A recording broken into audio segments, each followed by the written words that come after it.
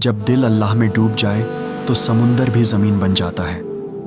आज मैं आपको एक ऐसी रूहानी दास्तान सुनाने जा रहा हूँ जो दिल की गहराइयों तक उतरती है और रूह को झंझोड़ देती है। सूफी और समुंदर कहानी शुरू होती है एक पुरानी सरजमीन में, जहाँ दिलों की तामीर इमारतों से नहीं, इबादत से होती थी, जहाँ खुदा को किताबों से नहीं, दिल से महसूस किया जाता था। वहीं एक वली, एक सूफी, एक दरवेश था जिसका नाम लोग बहुत कम जानते थे, मगर जिसका जिक्र आसमानों तक था। वो न कोई बादशाह था, न कोई आलिम ज़ाहिरी, मगर वो दिल का मालिक था, एक ऐसा दिल जो सिर्फ अल्लाह में डूबा था। लोगों की दुनिया और सूफी का सफर, लोग दुनिया के पीछे दौड़ रहे थे।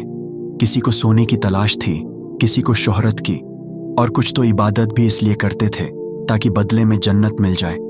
मगर उस सूफी का हाल अलग था। वो कहता था, मैं अल्लाह को इसलिए नहीं चाहता कि वो मुझे कुछ देगा, मैं उसे चाहता हूं क्योंकि वो है। उसके कपड़े सादे थे, पैरों में जूते नहीं, मगर आंखों में ऐसी चमक थी कि लोग पूछते, तू कौन है? वो मुस्कुराकर कहता, मैं वो हूं जो अल्लाह को देखना चाहता है, इसलिए मैंने इस दुनिया को देखना छोड़ दिया है। वो दिन जब समुंदर भी सजदे में झुक गया। एक बार लोगों ने उसे नमाज के वक्त देखा। मस्जिद दूर थी, वुजू का पानी नजदीक नहीं, और सामने था एक बेकरार समुंदर। लोग सोच रहे थे कि अब ये नमाज कैसे अदा करेगा, मगर उस सूफी ने आंखें बंद की, बिस्मिल्लाह पढ़ा और बगैर हिचकिचाए समुंदर पर पहला कदम रख दिया। लहरें जैसे थम गईं, पानी जैसे पत्थर बन गया, और वो सूफी समुंदर के ऊपर चलने लगा।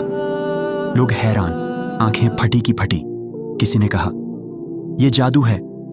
दूसरे ने कहा, नहीं, ये कोई मकर है। तीसरे ने डरते हुए पूछा, क्या ये नबी है? मगर जब नमाज मुकम्मल हुई और वो सूफी वापस लौटकर किनारे आया तो एक जवान पूछ बैठा, ऐ दरवेश, ये कैसे मुमकिन हुआ? पानी तो सबको डुबो देता है, मगर तुझे नहीं डुबाया। वो सूफी मुस्कुराकर बोला, जब दिल अल्लाह में डूबा हो तो फिर जिस्म पानी में कैसे डूब सकता है? दिल का डूबना और जिस्म का तैरना उसने समझाया कि लोग समुंदर को देखकर डरते हैं क्योंकि वो गहरा है, मगर मैंने अपने रब को पहचान लिया है। अब न गहराई डराती है, न तूफान।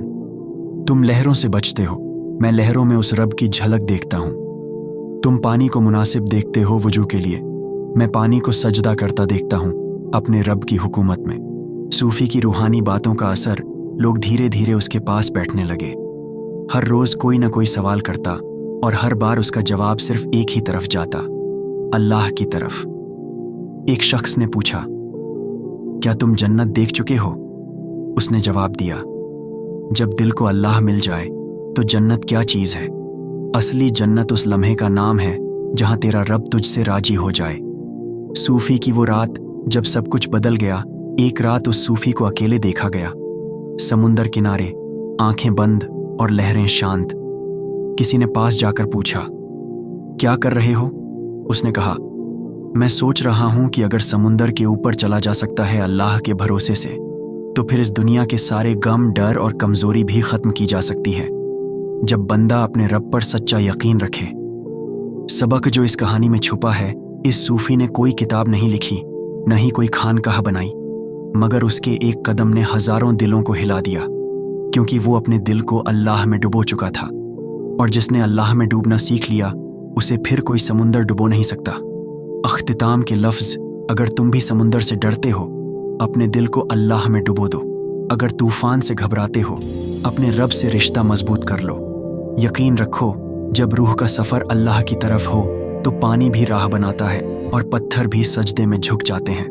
दिल जब रब की तरफ झुके तो दुनिया की कोई भी चीज उसे गिरा नहीं सकती। और जब दिल में रब का घर हो तो इंसान हर जगह इमाम बन जाता है।